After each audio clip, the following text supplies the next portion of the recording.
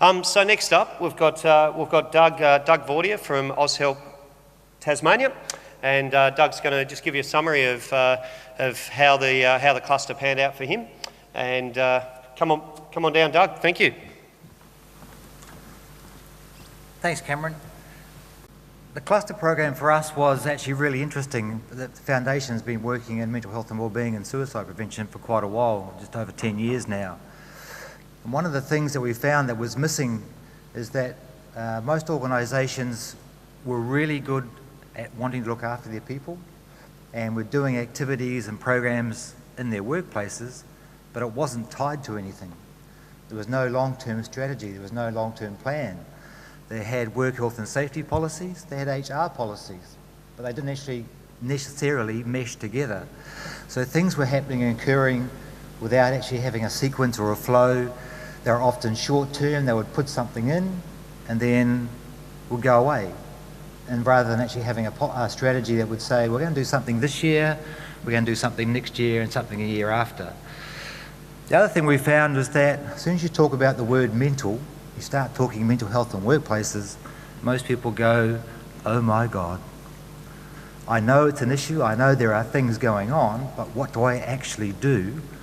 And when you start reading the literature, you start going, this is far bigger and far greater than I can as an organisation, especially a smaller one or a medium-sized one, and some of the larger ones, do by myself. So the idea of the cluster was to get the collaboration together to actually get some of the bigger companies and the smaller companies together to actually work together and develop and produce something and take away an action plan.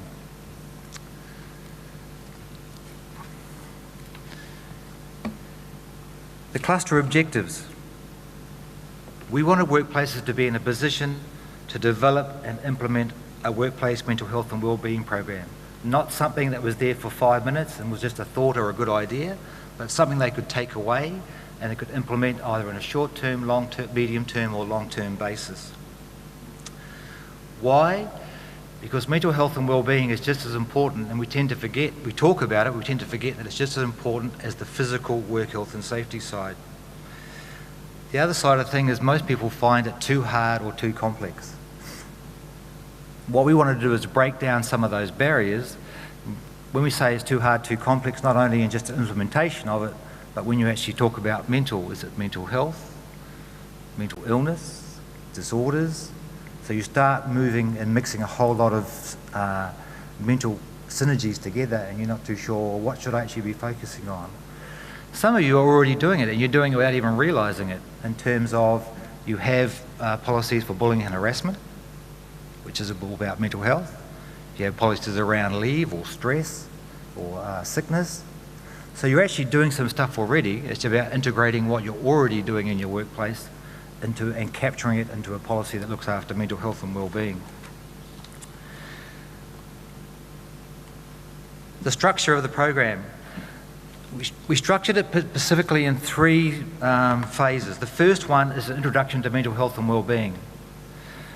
Yes, it's going back to the basics. It's actually explaining to people what mental health and wellbeing is actually all about. It's not just about mental illness, it's about being mentally healthy. We then defined what a mentally healthy workplace would actually look like. If I said to you, what does a mentally healthy workplace look like?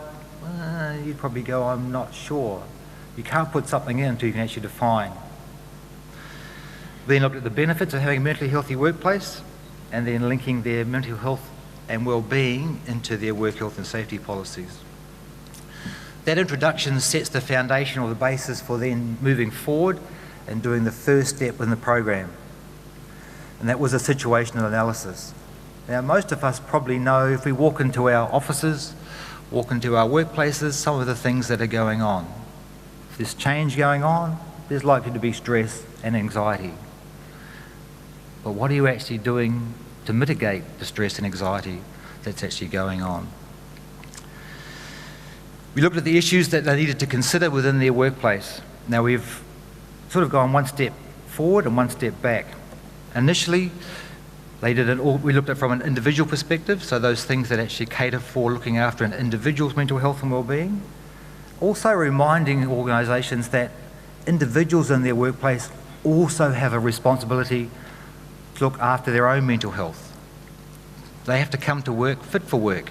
We tend to focus on what is the workplace going to do for me, and it's about also looking from the other perspective, as from an individual perspective, from an employee perspective, what am I doing for my employer to look after my own mental health and well-being?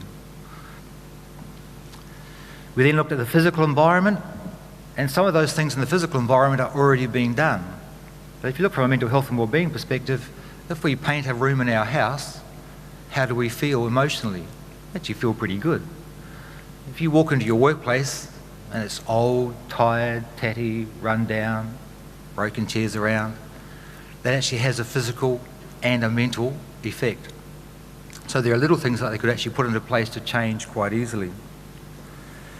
I then sent them away with a checklist to undertake a workplace assessment, and there were 3 different worksheets which they worked on. They also had the option of doing a survey. The Foundation has developed the Workplace Mental Health and Wellbeing Survey to get feedback from the employees. That feedback, that survey, takes most organisations about an hour, 2 hours maximum to do, but it was actually trying to dig down and find out, if I'm going to put a mental health and wellbeing policy and strategy in, what is it that I'm actually going to be targeting?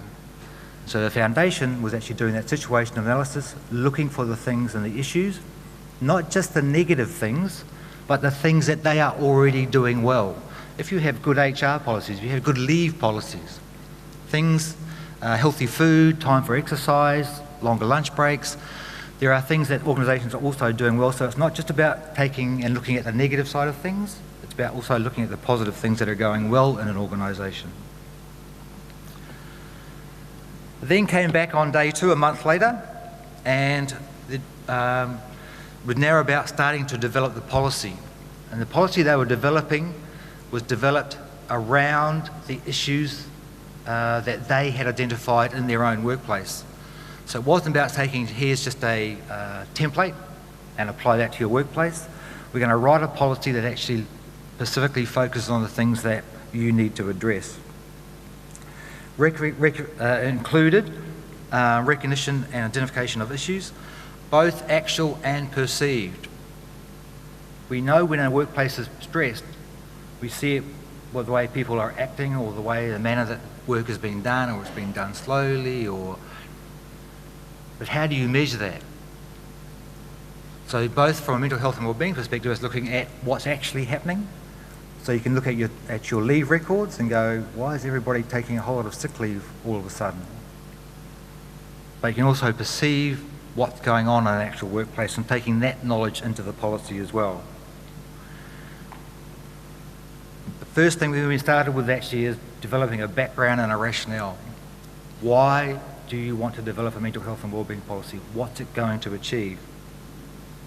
We also had a look at resources that are available, because it's not just AusHelp Tasmania providing information, it's actually like the Heads Up program from Beyond Blue. They already actually have a good workplace program. It's not suitable for every workplace, but it has great assets and great resources. So it's actually looking at the broader perspective of some of the things that might be available that they could incorporate into their policy. Basically, we follow a template. So it's actually step-by-step basis. We talk about each of the headings that would come under a policy. The participants would then write down what they wanted for their workplace, and then they would share their observations or what they thought was right for them with the rest of the group. And by that way, they actually took ideas and thoughts and concepts from other workplaces and from other people and put that into their policies. At the end of day 2, they had to go away and draft a policy, or prepare a draft policy to take in and bring into the next session. The next session was then about developing a strategy. So you've got a policy, you know what you want to achieve, but how am I actually going to do it? Is it going to be a 6-month program? Is it going to be a 1-year program, 2-year, 3-year program? So it's about taking the things that needed to be done, putting it into a strategy, and then developing a program and action plan. And that was one of the key things I wanted people to go away with from the cluster.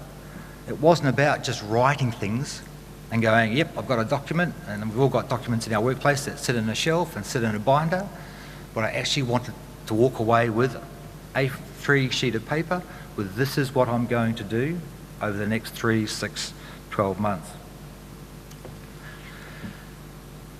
It sounds like a lot to do in 3 sessions, and it is a lot to do in 3 sessions. But the follow-up support, and that's the couple of hours I can spend with an organisation after the program, is about then actually putting the final touches on. It's actually syncing and linking things together. Some of the bigger organisations are need a little bit more time because they, in terms of trying to integrate their integrate their mental health and wellbeing policy with their work health and safety policy, with their HR policy, took a little bit longer. We also found that workplaces need to prioritise, and one of the things that tends to fall off the radar is the things that often are a little bit harder to do. And so the objective of the program is that people wrote their policy in outline during the cluster. So I'd take a heading, and for instance we might be talking about the vision that you had for your organisation. What do you want to be in the future? So everyone would sit down and draft a vision together based on some examples, and then they would present those back again. Then we'd look at the principles. What's the principles behind the strategy, behind the policy, and they'd write those down. So when they actually walk away at the end of the day, they're actually walking away with a draft document which they can then take back to their workplace and work on in more detail. What then were the outcomes? The first one was developing an understanding of the components of workplace mental health and wellbeing, and actually realising that mental health and wellbeing is not just a standalone. Most organisations need to develop an individual one initially, but it's got to incorporate both the HR policies and procedures and the work health and safety policies and procedures. And it's got to be aligned with them. You're already doing some things, you don't want to duplicate what's already going on. They undertook a situation analysis and ended up with a picture of what the mental health was like within their organisation. They developed the draft policy and strategy, and they developed a draft action plan. Now, some of those action plans haven't been fully completed yet. We only finished the clusters a couple of weeks ago, so I'm still working around and moving with the cluster groups at the moment.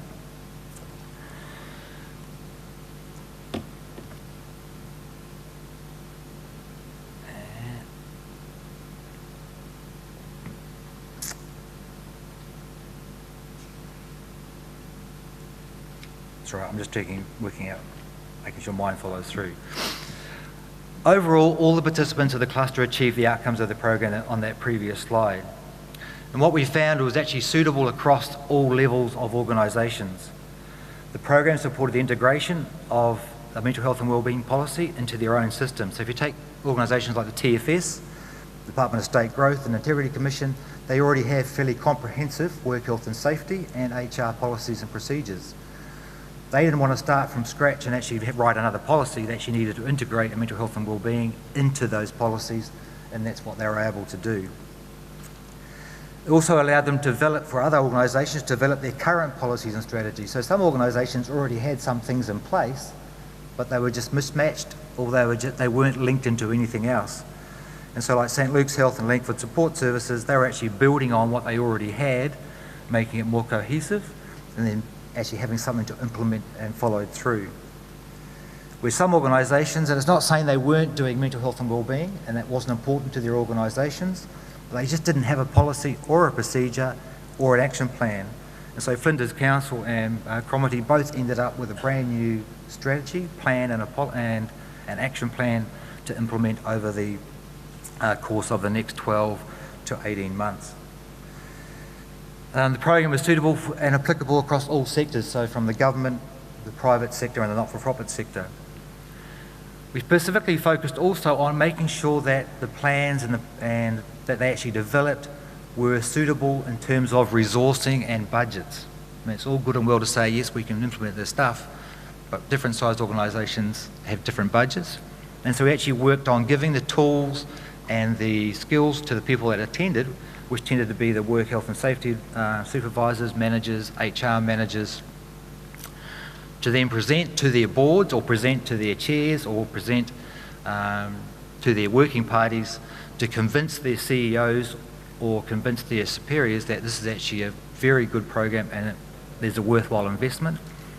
And what we found is that by actually doing the survey of their workplace, they actually had some base data which to say, here is what is actually happening, and here's a plan to actually address it.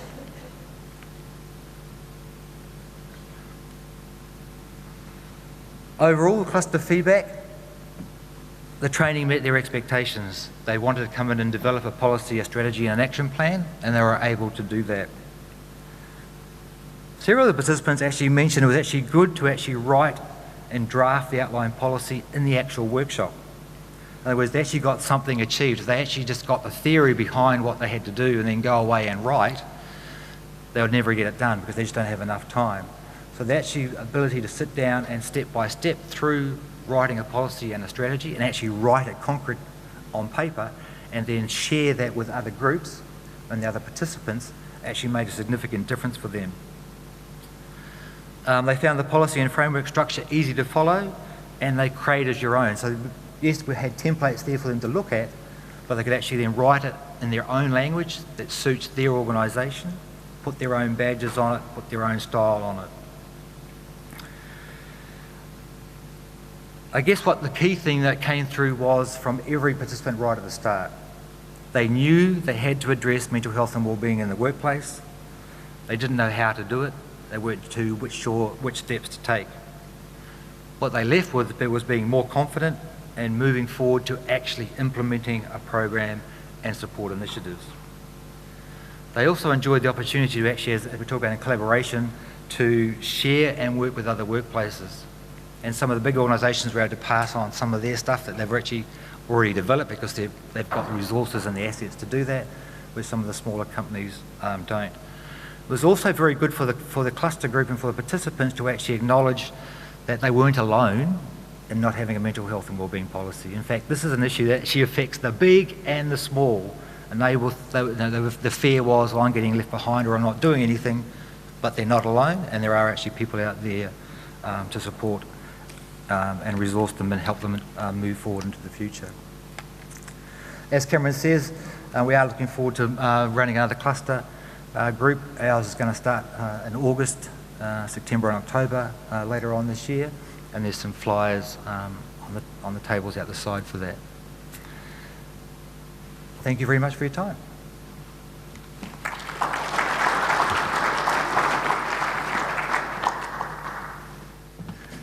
I do note Doug's question slide there too, so what we'll do, we'll continue on with our presentations this morning, and then we'll look at maybe having a couple of questions there at the end before we move on to our networking activity for this morning. So thanks, Doug, for sharing your insights for your cluster. Again, another really innovative and rich learning experience for those workplaces that participated.